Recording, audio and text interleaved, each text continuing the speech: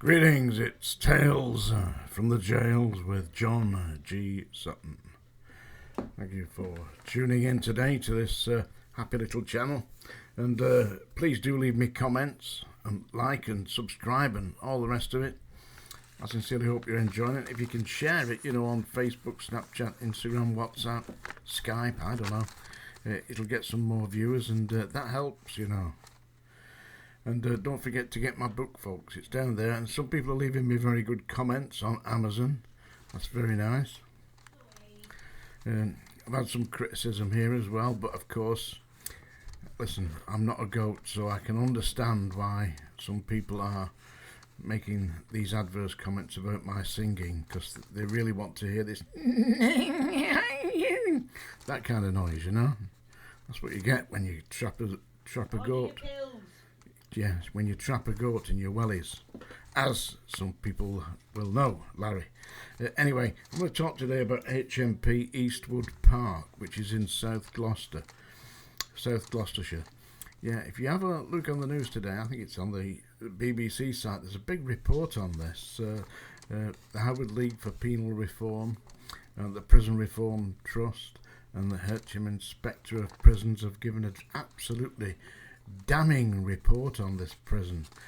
It's a female prison. It's run by the prison service. There's a shortage of staff. Now aren't people paying wake up, Home Office, Ministry of Justice? You can't recruit staff. If you're paying staff less than they're paying them at ASDA, do you think you're going to get people risking their lives? And hey, we're talking serious stuff here. Because at this particular prison, His Majesty's Prison, Eastwood Park, during the last 12 months, there's been 3 deaths. Inmates, yeah?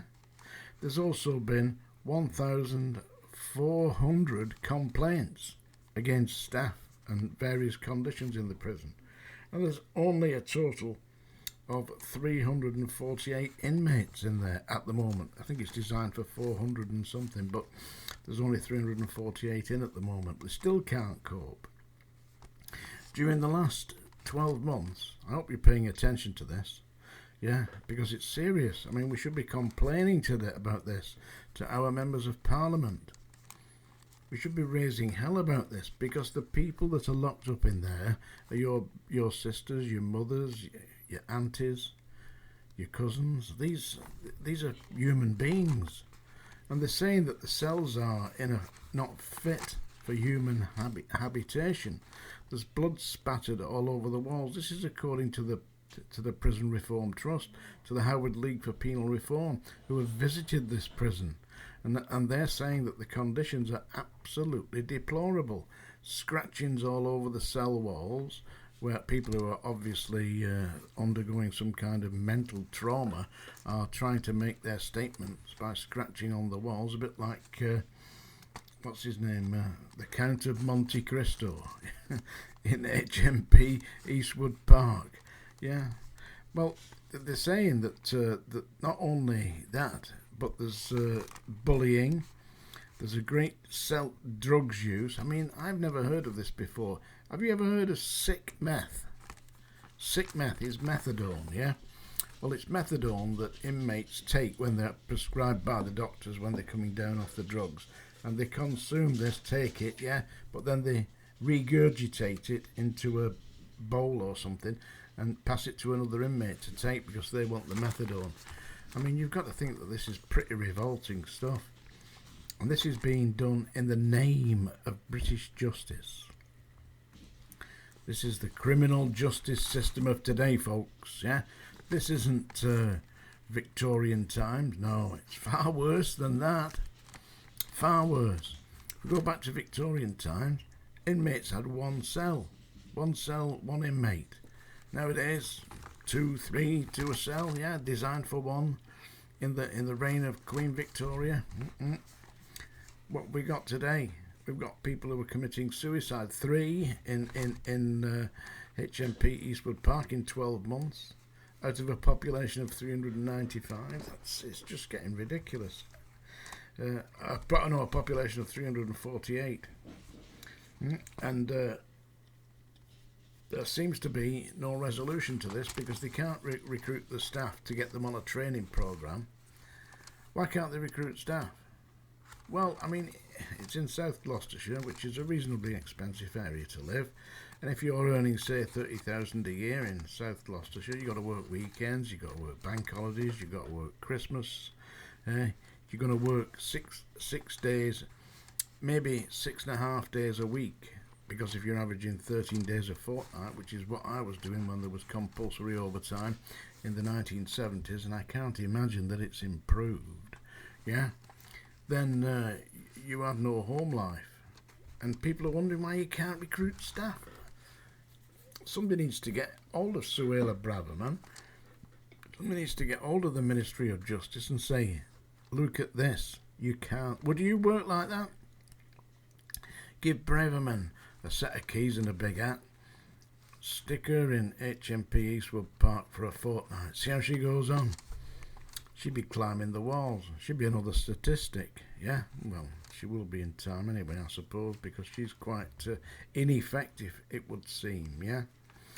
So basically there's a big report out condemning HMP Eastwood Park as being one of the most disgusting, dirty, filthy, disorganised prisons in the British penal system. It's got a lady governor, Zoe Scott, I think her name is. But anyway, I'm sure that she's doing her best, but what can you do when you're faced with overwhelming odds? And the inmates, my experience of female inmates is they can be a great deal more difficult to deal with than the male inmates. A lot of the male inmates, they're expecting to go into prison. You know, they come from that kind of background, you know, where it's a rite of passage. You know, I've been in a young offenders jail, you know, I've been in an approved school, and now I'm in prison, yeah, this is just part of it's like graduating from Cambridge. Where were you? I was at the Scrubs. Oh yeah, I did 3 years there, yeah, oh well done lad, you know, joined the club. That kind of thing. And a lot of these maniac mobs in London, if you've not done some bird, they do not trust you. So you'll not get into one of the mobs if you want to be a plastic gangster. Seriously. So watch out for them. And listen, this is today's rant about His Majesty's Prison, Eastwood Park. Disgusting insult. A boil on the face of humanity. Yeah? Because it's inhumane what's going on here. And listen, I was speaking out against this in 1978, 79, 80. I did 3 hard years trying to get the staff to listen that you cannot continue down this road, because if you do, it's just going to end up in mayhem. And that's what's happened. The whole system's falling apart. You've got to have responsible adults doing a responsible job, not management telling you what to do. Now listen, today I'm hearing this from the prisons today. You've got they call them staff management or wing managers. They don't give a flying shit about the staff. You know, if they can get a member of staff arrested, good, it's a feather in their cap, shows they're doing their job. Not doing their job. The job is to actually maintain good order and discipline, and to do that they need properly motivated staff. They need inmates that can see that there is a pathway from prison out into society and back to reality. And as for drugs coming into prison, well, there weren't many drugs when I was in prison. There was alcohol and there was tobacco and stuff like that. But these days you've got all manner of stuff. Another trick that the female staff are using to sell the methadone and the drugs that they get given through the medical services, they place a tampon inside the mouth at the side of the cheek here, yeah, apparently. Not tried it myself, but they do that, and then they take the methadone, they allow it to soak in to the tampon, and then when they get back to the cell, they squeeze it out and sell it. What a disgusting, disgraceful world we're coming to, eh? This is madness. It's got to stop.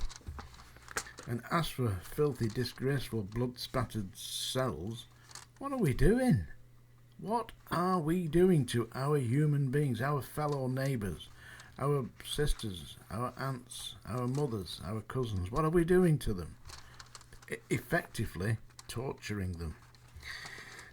I had a request by Bob the Bob Bob. Bob the Bob Bob wants me to sing a song. That's the end of that, by the way. So you've all bought my book now, have you? The audio book's doing really well. If you've not heard that, it's really well presented. The actor is called Ian Turton. He was in Brookside, I believe. I think he's done another one called Soldier Soldier. He was in that. I think he did a really good job of it. But you can listen to that. You can listen to a sample on Amazon. There's about 5 minutes of it free on Amazon. You have a listen to that. Yes, the goats are running now, Larry. They're up and away. And no wonder. Because it's time, folks. Yes, for that famous singer. The song dinger. John G. Sutton. Yeah, here we go. And this is a request. That's enough of that. Final warning. If you're still around now, see me on the sick parade tomorrow. And this is a request by Bob, who frequently pops in here. Bought me a couple of coffees, actually. Nice black espresso. Down the gob. No sugar, no milk. That's what I take. I like it a lot. And Bob has requested that I sing Big Bad John. Not because I'm particularly big, and I hope I'm not bad. I'm a bad singer, yeah, come on. I beat you to it there, Larry, didn't I? Yeah. I get the idea. And Paula, you've been joining in since we started, haven't you? Paula's in Glasgow, by the way. The road to the Isles, yeah. Though the far cool winds are calling me away. I like Ireland. The Highlands, not Ireland. I like Ireland too, but I like the Highlands, yeah. I go up by, this is where I usually go if I'm going up there. I go up towards Loch Lomond and then I take a left over the Highlands, yeah, right down to Fort William and round that area. Then usually cut right round the back, up the top and go to Inverness and Loch Ness. Then go right round and go to Castle Urquhart. I like that. And then down, well, round over the Highlands, yeah, again. And visit Braemar. I've been to Braemar Castle. Cold there, isn't it, usually when you see it, don't you? Coldest place in Great Britain, Braemar. I've been there in the castle, yeah. I like Braemar. I like the military museum at, is it Perth? Yeah, I've been to that, yeah. I think the Black Watch Museum, been there. Anyway, here we go. This is the song that I'm going to destroy for you today. It's not much of a song, really. It's more of a torture, this. In fact, from what I've just had a call, hang on. Yeah, I just had a call from the governor at HMP Eastwood Park. She wants to know, can she issue this as a punishment to the female staff who are not obeying their commands. So this is dedicated to all the female staff at HMP Eastwood Park. Are you all sitting comfortably? Good. Then I shall be... Listen, before we go any further, have a look on my TikTok channel. It's comedy, it's satire, but it's Jailer John on TikTok. I just put one up yesterday that I thought was funny. It was an image of... what was it? The goat of Mendes. Yeah, you know the goat of Mendes is when the Satanists hold a black mass. They have this image of the goat of Mendes with the big horns and the beard. Yeah, Larry will know all about that. Yeah, and I've got the image of the goat of Mendes speaking the words of Tony Blair. I think he's a satanic bastard. Yeah, anyway, here we go. Big Bad John, as originally performed by Jimmy Dean.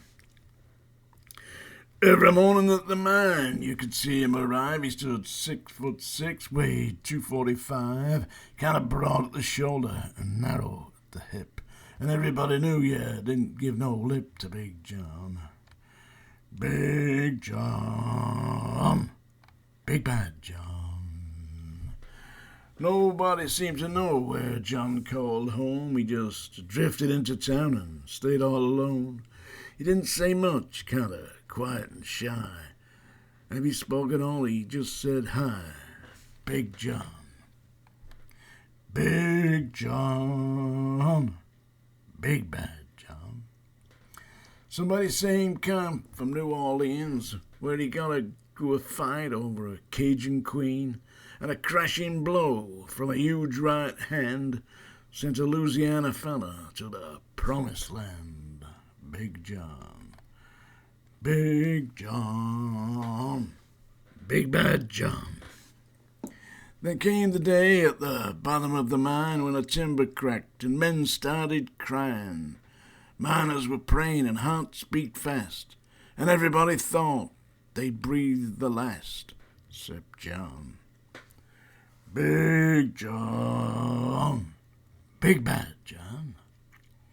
Through the dust and the smoke of this man-made hell walked a giant of a man that the miners knew well, grabbed a sagging timber, gave out with a groan, and like a giant oak tree, just stood there alone. Big John. Big John. Big bad John. And with all of his strength, he gave a mighty shove. Then a miner yelled out, "There's a light over above!" And 20 men scrambled from a would-be grave. Now there's only one left down there to save. Big John.